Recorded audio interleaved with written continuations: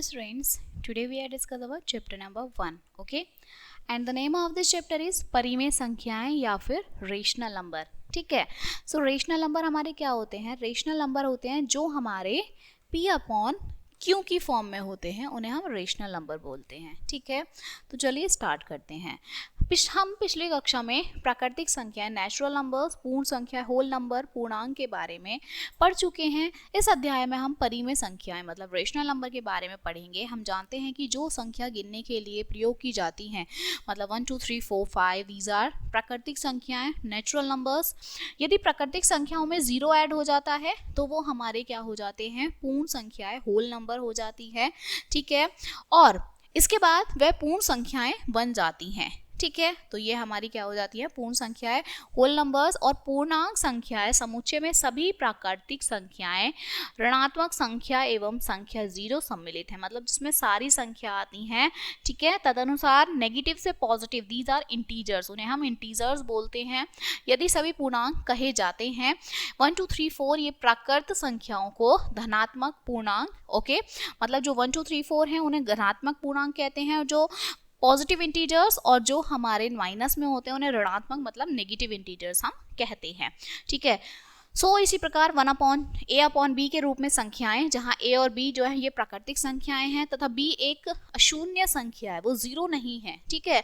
b is not equals to 0, वो 0 के कभी इक्वल नहीं हो सकती. ठीक है. नाउ चलिए अब आगे करते हैं. एक नई संख्या पद्धति के लिए आवश्यकता, need for a new number system. क्या जरूरत होती है हमें नए नंबर सिस्टम की? माना एक समीकरण, कोई हमें इक्वेशन दे रखी है और हम जानते हैं कि x is equals to 9 upon 4 है. ठीक है. सो क्या है? इसका समीकरण का हल है. और यदि यह स्पष्ट करता है 4 अपॉन 9 एक भिन्न है, मतलब ये उसकी वैल्यू है. ठीक है. सो इसी तरह से हमें ये वैल्यूज दी हुई हैं इस तरह से. ठीक है. नाउ अब रेशनल नंबर आता है कि p अपॉन q की फॉर्म में होता है और p हमारा न्यूमरेटर होता है, q हमारा डिनोमिनेटर होता है. Denominator is never equals to 0, वो कभी 0 के इक्वल नहीं होता. ठीक है. चलिए इसे पढ़ लेते हैं. आइए अपनी भिन्न की प्रणाली का विस्तार करते हैं. p अपॉन q की तरह की संख्या को समझते हैं. p q कोई पूर्णांक है परंतु q सदैव शून्यतर है. सभी पूर्णांक सभी भिन्न सीरीक संख्याएं का समावेश करते हैं, जैसे एग्जाम्पल दे दिया है. किंतु हम संख्याएं जो ऐसे हमारे 4 अपॉन 0 माइनस 2 अपॉन 0 इसमें नहीं लेते, क्योंकि हर q जो आपका q है, जो आपका डिनोमिनेटर है, इस प्रकार विस्तृत की गई संख्याएं परिमेय मतलब रेशनल नंबर कहलाती हैं, जो 0 के इक्वल नहीं होती. ठीक है. परिमेय संख्याएं p अपॉन q के रूप में एक संख्या है जहां p q पूर्णांक है और q is not equals to 0 है. ठीक है. परिमेय संख्याएं मतलब rational numbers p upon q में पूर्णांक p अंश जो है न्यूमरेटर कहलाता है, q डिनोमिनेटर कहलाता है. -5 अपॉन q एक रेशनल नंबर संख्या है जिसमें -5 न्यूमरेटर और 6 डिनोमिनेटर है. ठीक है. अंश में अंश मतलब न्यूमरेटर को अंश कहते हैं, डिनोमिनेटर को हर कहते हैं. अब हम देखेंगे कि कौन सी संख्या परिमेय संख्या कहा जाता है. तो देखिए किसको हम रेशनल नंबर कहते हैं. अब देखिए ये हमें कुछ एग्जांपल्स दिए हुए हैं, जैसे 4, तो 4 अपॉन 1 या 8 अपॉन 2 इसे हम व्यक्त करें तो इसके आगे हम 2 की मल्टीप्लाई कर सकते हैं. ये हमेशा सेम ही रहेगा, 0 ही आना है ना. इसको हम डबल कर सकते हैं. ओके. तो ये कुछ हमारे एग्जाम्पल्स हैं. ठीक है. जैसे हम इसमें बता दिया 2 अपॉन 3 ये हमारी परिमेय संख्या है. ठीक है. विषम भिन्न है मतलब 3 अपॉन 2 का एक परिमेय संख्या है, ये भी आपका एक क्या है? रेशनल नंबर है. ठीक है. ये आपके मिश्रित संख्या है, मिक्स्ड फ्रैक्शन है. ओके. सो ये आपकी सभी क्या है? अलग अलग नंबर्स हैं. ओके. अपोजिट संख्या होती हैं, उल्टी होती हैं. ठीक है. प्रत्येक प्राकृतिक संख्या परिमेय मतलब हर एक नेचुरल नंबर्स एक रेशनल नंबर होता है. देखिए इस तरह से 4 अपॉन 1, अगर 2 है तो 2 अपॉन 1 हम उसको इंक्लूड करते हैं. और एक परिमेय संख्या है 0 को हम 0 अपॉन 1 लिखेंगे तो वो एक रेशनल नंबर बन जाएगा. एक्सरसाइज 1.1 में हमें देखिए पहला क्या है? निम्नलिखित संख्याओं में से कौन सा पूर्णांक है? तो पूर्णांक हमारा हमने क्या देखा था? देखिए पूर्णांक हमारा इंटीजर होता है. ठीक है. तो इंटीजर कौन सा है? देखिए पूर्णांक हमारे क्या है? ये हमारा पूर्णांक है ना.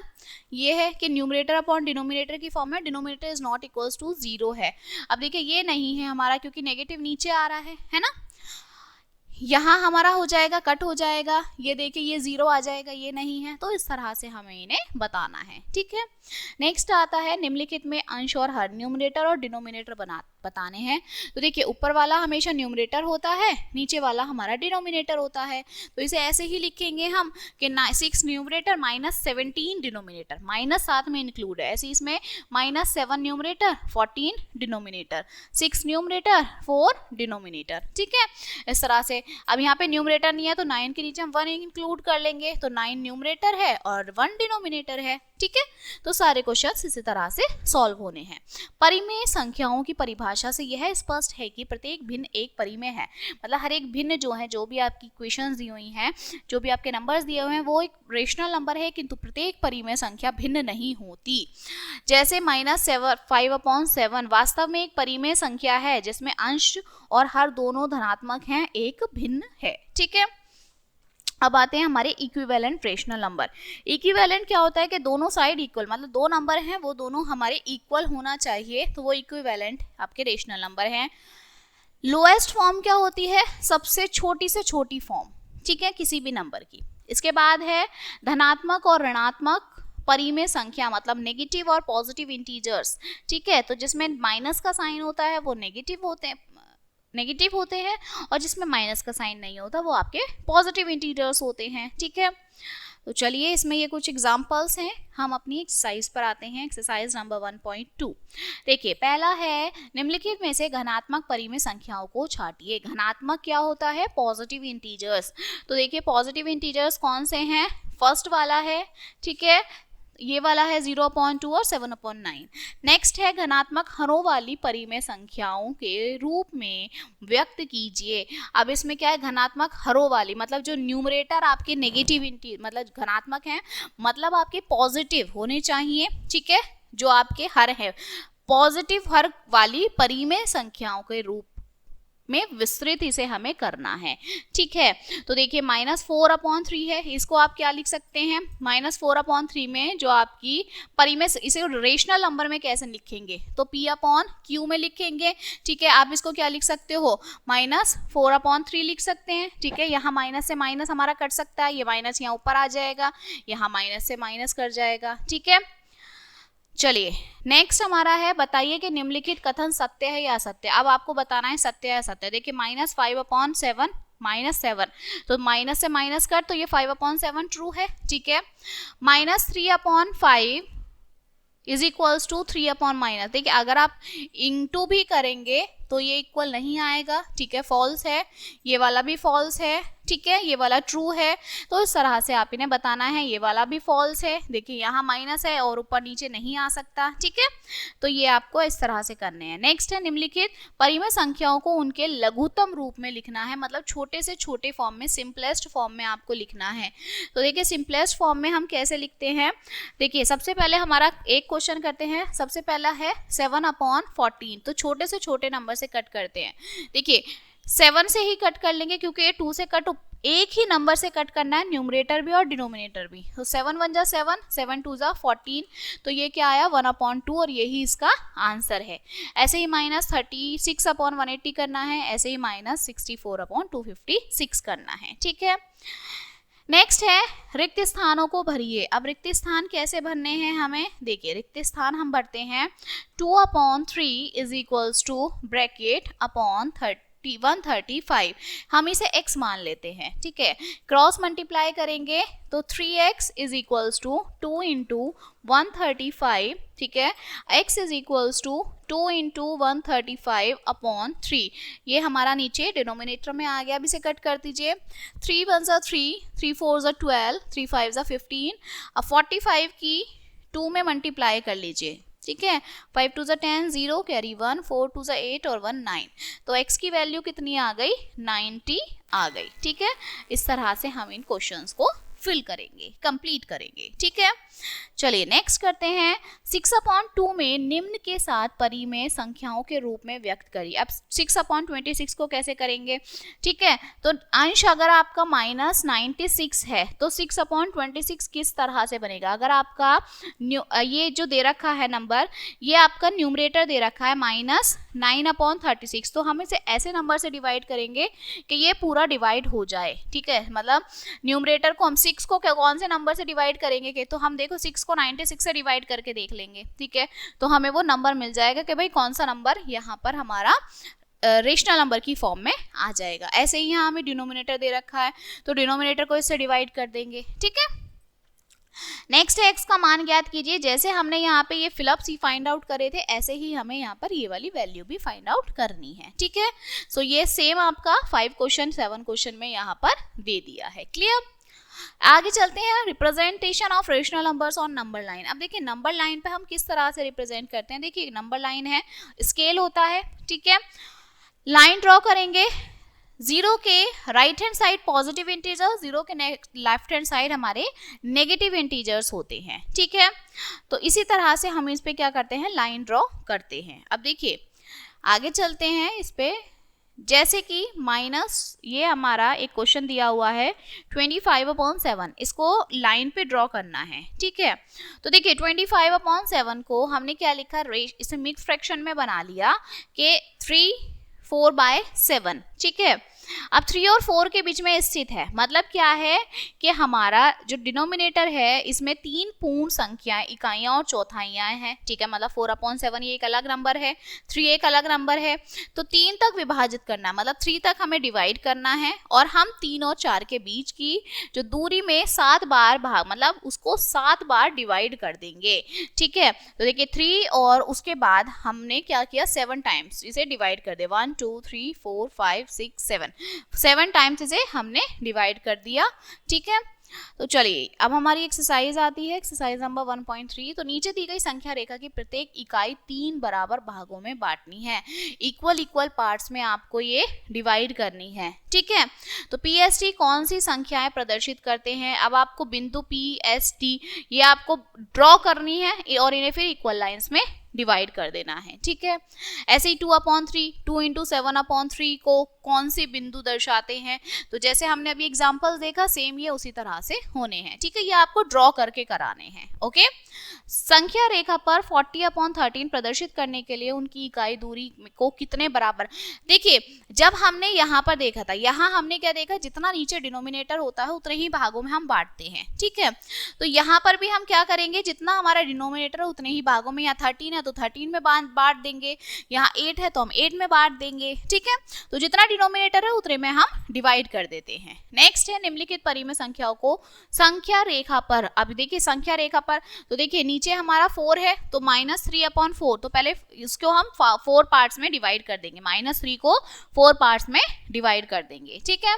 17/5, तो 5 को हम क्या करेंगे, उसको 5 पार्ट्स में, 17 को हम 5 पार्ट्स में डिवाइड कर देंगे, ठीक है। पहले इनका मिक्स फ्रैक्शन बनाएंगे और फिर इन्हें हम डिवाइड कर देंगे, ठीक है। तो इस तरह से ये होने हैं। नेक्स्ट हमारा है कंपैरिजन, क्या है रेशनल नंबर का, अब इसको हम कंपेयर कैसे करते हैं, ठीक है। तो बड़ी संख्या के लिए क्या करेंगे, अब हमें देखेंगे कि 0 से बड़ा है या छोटा है, ये देखना हमें पड़ेगा, ठीक है। तो इसको हम करते हैं जब हमारी एक्सरसाइज आएगी। देखिए अगर हमारा कोई पॉजिटिव नंबर है, ठीक है, एक चीज देखिए, अगर कोई पॉजिटिव नंबर है तो जैसे कोई भी रेशनल नंबर है 4/7 या फिर 2/7, जो कोई भी नंबर है, जैसे 3/4 है, पॉजिटिव इंटीजर है, तो ये हमेशा 0 से बड़ा होगा, ठीक है। और अगर यहीं पे -3/4 हो जाता तो ये 0 से छोटा हो जाएगा, ठीक है। तो इस तरह से हम इसमें करते हैं। नेक्स्ट है मेथड्स टू कंपेयर दो रेशनल नंबर्स को हम कंपेयर कैसे करते हैं, ओके। तो देखिए एग्जाम्पल हमें दिया हुआ है कि आपको 2 रेशनल नंबर्स को कैसे कंपेयर करना है, ठीक है। तो निम्नलिखित युग्म में बड़ी परिमेय संख्या ज्ञात करना है। अब बड़ी वैल्यू हमें निकालनी है कि कौन सी बड़ी वैल्यू है। तो 5 और 7, पहले इसमें हमें क्या करेंगे, डिनोमिनेटर लेंगे, इनके डिनोमिनेटर इक्वल्स करेंगे और फिर उसके बाद में हम इनका पता लगाएंगे, ठीक है। नेक्स्ट है अल्टरनेट मेथड, दूसरा मेथड क्या है, क्रॉस मल्टीप्लाई करिए, दोनों अगर इक्वल आते हैं तो ठीक, नहीं आते हैं तो नहीं है, ठीक है। चलिए अब ये इसकी कुछ प्रॉपर्टीज दी हुई हैं जो मैंने अभी आपको ऊपर बताई थी, okay. Now let's we start our exercise number 1.4। देखिए कौन सी बड़ी संख्या है, -4/9 या फिर -3/9, -7। तो देखिए हमने अभी देखा था कि अगर -4/9 है और दूसरी संख्या है हमारी -3/-7, अब देखिए माइनस से माइनस कट जाएगा तो ये हमारी पॉजिटिव वैल्यू बन जाएगी। सो हमें पता है हमारी पॉजिटिव वैल्यू जो है वो बड़ी होती है, तो ये सिंपल सा है कि -3/7 ही हमारा बड़ा हो जाएगा। ठीक है, नेक्स्ट है -7/12 और अपॉन में यहाँ पर हमें बताना है 5/-8। तो क्या करेंगे, या तो आप क्रॉस मल्टीप्लाई कर लीजिए, -7 इंटू -8, ठीक है, और 5 इंटू 12। देखिए 7 7 जा 7 8 जा 56, माइनस से माइनस कट, यहाँ 56 आ गया, और 12 5 जा 60। So which one is greater, 60 is greater. आप इस तरह से भी फाइंड आउट कर सकते हैं और आप उस तरह से भी फाइंड आउट कर सकते हैं। ठीक है, सो इसी तरह से ये सारे क्वेश्चंस करने हैं। नेक्स्ट है इनमें से छोटी कौन सी है, आप देखिए छोटी बतानी है, जैसे हमने बड़ी बताई ऐसे ही हम छोटी बता देंगे। ठीक है, नेक्स्ट है सही चिन्ह बताने हैं। आप देखिए सही चिन्ह हम कैसे लगाएंगे, तो सही चिन्ह लगाने के लिए हमें क्या है, आप देखिए जैसे यहाँ नेगेटिव माइनस से माइनस कट हो जाएगा, तो 9/10 बड़ा होगा या फिर 8/9, तो इसके लिए हमें डिनोमिनेटर सेम करना पड़ेगा। ठीक है, जैसे -9/-10, अब इसमें से बताना है कौन सा नंबर है। ठीक है, इस तरह से, तो माइनस से माइनस कट। अब हमारा क्वेश्चन है 9/10 और 8/9। पहले हम इनका एलसीएम ले लेते हैं 10 और 9 का, तो 2 5 जा 10 या 9, 5 1 जा 5 9, और 9 1 जा 9 ही कर लीजिए। ठीक है, तो देखिए 5 2 जा 10 और 10 9 जा 90, एलसीएम कितना आया 90। 9 10 के टेबल में 90 कितनी टाइम्स आता है, 9 टाइम्स, 9 के ऊपर नीचे मल्टीप्लाई कर दी। ठीक है, इसके बाद 8/9, 9 के टेबल में 9 10 जा 90, 10 के ऊपर नीचे, तो यहाँ आया 81/90। ओके, और इधर आया 80/90, और अब हमारा कौन सा बड़ा है, 81 बड़ा है 80 से, तो ये हमारा बड़ा हो गया। इस तरह से हम इन्हें सॉल्व करते हैं। क्लियर, इसी तरह से बाकी सारे क्वेश्चंस हम भी सॉल्व होने हैं। और लास्ट है निम्नलिखित संख्याओं को आरोही व अवरोही क्रम में व्यवस्थित कीजिए, मतलब असेंडिंग और डिसेंडिंग दोनों में करना है। तो दोनों में करने के लिए देखिए सभी के डिनोमिनेटर हमारे चेंज हैं, तो हम क्या करेंगे, पहले इनके डिनोमिनेटर चेंज सही करेंगे इक्वल। तो देखिए वही एक पार्ट करते हैं हम 4 का, फर्स्ट पार्ट करते हैं 5/7, ठीक है, -4/9 और 2/3। सबसे पहले इनका एलसीएम ले लेते हैं 7 9 3 का, 3 3 जा 9, 3 1 जा 3, 3 1 जा 3 और 7 1 जा 7। ठीक है, तो 3 3 जा 9 और 9 7 जा, देखिए 9 2 जा 80, 9 3 27, 9 4 36, 9 5 जा 45, 9 6 जा 54 एंड 9 7 जा 63। तो 63 हमारा एलसीएम आया। अब हमें आगे क्या करना है, 5/7, 63 कितना आता है, 7 9 जा 63। ठीक है, तो ये हमारा आ गया। अब -4/9 में 9 के टेबल में 63, 9 7 जा 63, ये आ गया। ठीक है, अब नेक्स्ट है 2/3, तो 3 के टेबल में 63 कितनी बार आता है, तो 3 2 जा 6, 3 1 जा 3, 21 टाइम्स आता है। 9 5 जा 45 अपॉन 63, -7 4 जा 28 अपॉन 63, और ये आ गया आपका 42/63। सबसे पहले असेंडिंग ऑर्डर में जब हम बनाएंगे, असेंडिंग में क्या होता है, छोटे से बड़ा होता है। ठीक है, तो सबसे छोटा क्या है, -28/63। ठीक है, उसके बाद हमारा 42/63 और सबसे बाद 45/63। ठीक है, और इसी को अगर हम डिसेंडिंग ऑर्डर में बनाना है तो पहले सबसे बड़ा, तो 45/63, ठीक है, फिर 42/63 और सबसे लास्ट में -28/63। तो इस तरह से हमें असेंडिंग भी फाइंड आउट करना है और डिसेंडिंग भी फाइंड आउट करना है। क्लियर, इसी तरह से हमारे बाकी भी सारे क्वेश्चंस कंप्लीट होने हैं। Okay, now this chapter is completed and let us remember some स्मरणीय बिंदु, recap of this chapter. P upon Q के रूप में संख्याएं जहां P और Q जो है पूर्णांक हैं और Q कभी भी 0 के इक्वल नहीं होता, ठीक है। परिमेय संख्या दो प्रकार की होती है, एक धनात्मक और एक ऋणात्मक, मतलब पॉजिटिव और नेगेटिव इंटीजर्स। शून्य परिमेय संख्या है, रेशनल नंबर है, परिमेय संख्याओं को संख्या रेखा पर निरूपित कर सकते हैं।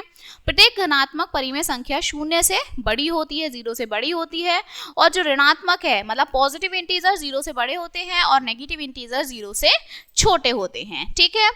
So this chapter is completed now and we will meet on the next chapter. Thank you.